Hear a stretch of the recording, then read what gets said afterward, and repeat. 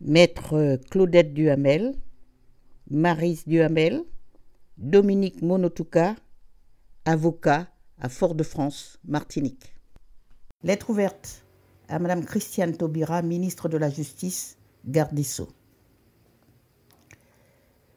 Question suite à vos prises de position dans l'affaire Dieudonné. Madame,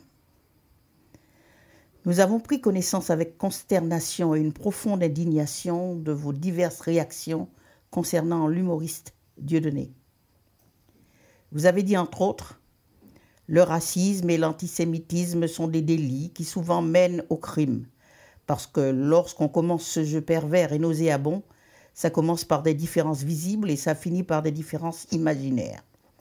Ça commence par des ricanements et ça finit par des meurtres isolés ou en série.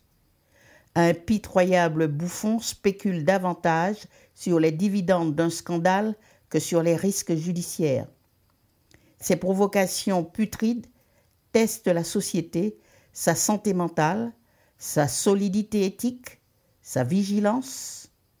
Il nous faut y répondre. Selon vous, cette affaire n'est pas que judiciaire, mais aussi politique.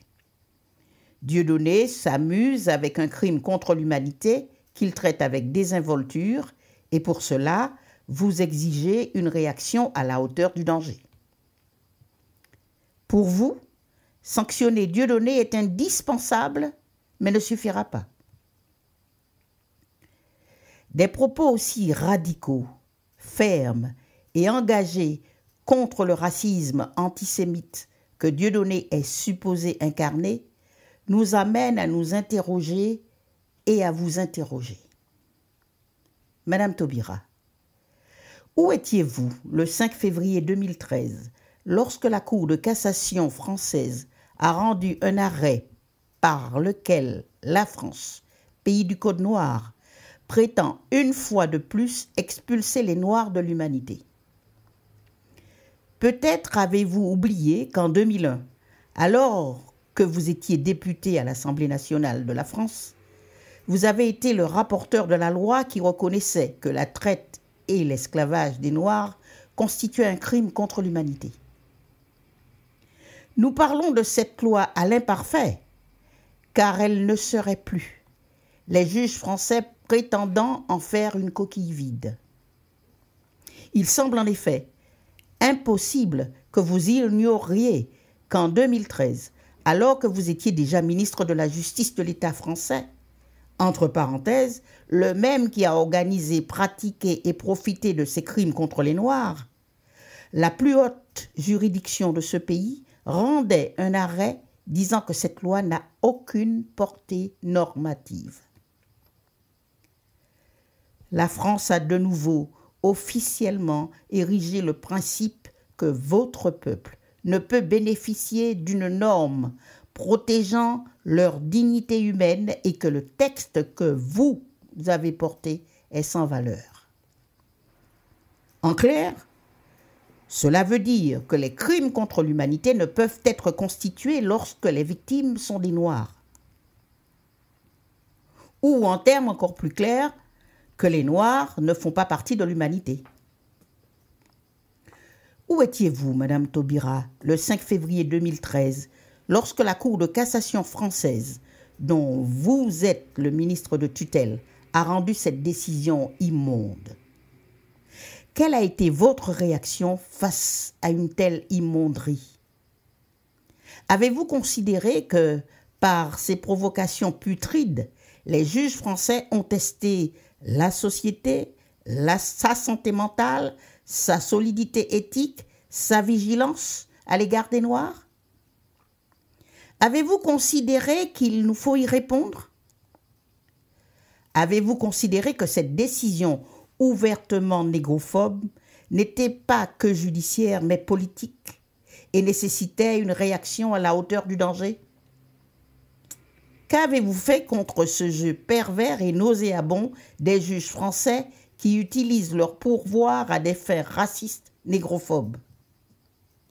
Qu'avez-vous répondu, Madame Taubira, à ces juges français racistes, négrophobes, négationnistes, injurieux et qui, à l'inverse de Dieudonné, ne sont pas drôles. Rien. Absolument rien. Votre silence a abasourdi ceux de votre peuple. Votre impassibilité nous a désarmés. Notre incompréhension était si grande que nous vous avons adressé une lettre ouverte pour vous demander de défendre ce droit au respect des descendants des crimes contre l'humanité que vous avez contribué à faire reconnaître. Qu'avez-vous répondu à cette lettre? Rien. Absolument rien. Quelques mois après l'immondice de la Cour de cassation, vous étiez personnellement comparé à un singe, d'abord par une femme française qui préférait vous voir dans un arbre plutôt qu'au gouvernement, puis une enfant française qui proposait une banane à la guenon en vous désignant, et enfin par un journal français qui vous trouve maligne comme un singe.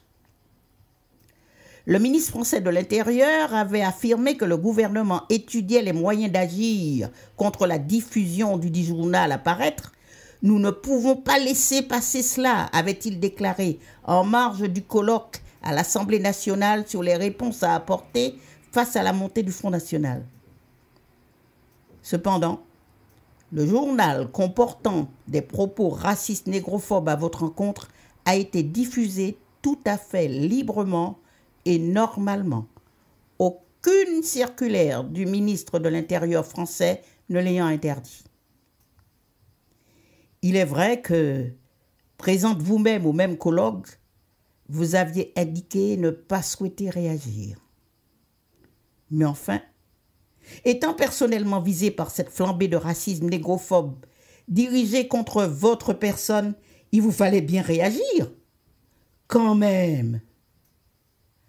Alors, face à ces propos, selon vos propres termes, d'une extrême violence qui prétendent m'expulser de la famille humaine, dénient mon appartenance à l'espèce humaine, vous avez répondu « J'encaisse le choc, mais c'est violent pour mes enfants. » Et vous avez catégoriquement refusé de poursuivre en justice les racistes négrophobes en raison, dites-vous, d'une dignité assumée que je tiens des nombreux soutiens que j'ai reçus.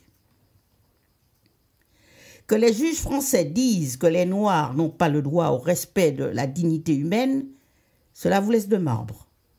Que l'on vous expulse personnellement de la famille humaine, cela suscite à peine de votre part une réaction tardive et timide, bien vite effacée par le soutien de quelques-uns de vos bons amis blancs. Oui, de toute évidence, Madame Taubira, le racisme négrophobe vous indiffère. Mais que l'on dénonce les dérives de ceux qui se prétendent sémites et juifs, et vous voilà en première ligne, multipliant des interventions fracassantes. Le racisme antisémite ne passera jamais. Pour qui se prend-il ce nègre cryosphère de l'humour sur les sémites juifs? Sans entrer dans le fond, ce débat révèle de manière magistrale l'extrême virulence du racisme négrophobe qui n'a jamais cessé de diriger la France et qui aujourd'hui se cristallise sur la personne de Dieudonné. Le même ministre de l'Intérieur qui avait étudié les moyens d'agir contre la diffusion du journal qui vous traitait de singe, sans toutefois en empêcher la parution, a su cette fois, en un temps record, non seulement prendre une circulaire, mais en outre obtenir l'aval d'une autre haute juridiction française, le Conseil d'État, pour interdire le spectacle de Dieudonné. Le racisme négrophobe est actif, rodé et efficace en France. Que la France soit un pays raciste négrophobe, personne ne l'ignore. Que le racisme négrophobe soit le fait aussi bien des blancs ariens que des blancs pseudo-sémites juifs, c'est une évidence. Que dans certaines situations, le racisme négrophobe de la France s'affiche sans phare et sans pudeur, cela arrive régulièrement. Mais qu'au XXIe siècle, une afro-descendante issue du viol, de la déportation et de la mise en esclavage de l'Afrique par l'Europe viennent sans vergogne et sans aucune retenue au soutien des racistes négrophobes réclamer la tête d'un nègre au profit de pseudo-sémites juifs, c'est trop. Madame Taubira, vous avez franchi une limite. Que vous est-il arrivé pour que vous en soyez parvenu à ce point de négation et de trahison de vous-même? Vous avez dit, parlant de Dieudonné, il est triste, infiniment triste, d'achever une année sur les pitreries obscènes d'un antisémite multirécidiviste. Madame Taubira, il est triste, infiniment triste, de voir une femme telle que vous s'indigner avec autant de force contre les pitreries obscènes d'un antisémite après avoir encaissé, sans sourciller, les propos négrophobes, humiliants et dégradants venant des Blancs à votre encontre et à travers vous à l'encontre du peuple noir. Vous semblez incapable de vous émouvoir sur le sort de ceux de votre peuple et donc sur votre propre sort. Mais que vous est-il arrivé?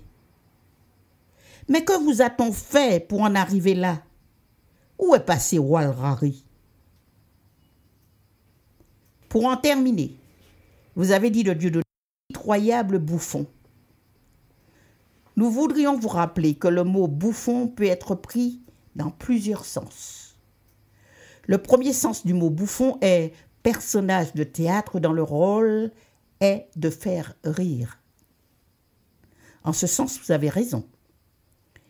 Dieudonné est indéniablement un bouffon. Il en a fait profession. C'est donc légitimement qu'il spécule sur les dividendes de ses bouffonneries, qu'elles soient scandaleuses ou non. Le mot bouffon désigne également un personnage ridicule et l'expression être le bouffon de quelqu'un signifie être pour lui un objet continuel de moquerie. Madame Taubira, vous avez été l'objet des moqueries négrophobes de cette Française qui vous a comparé à un singe, d'abord au moyen de photos, puis dans des propos en vous signifiant que votre place était dans les arbres. Vous n'avez pas cherché à faire sanctionner cette Française. Vous avez encaissé.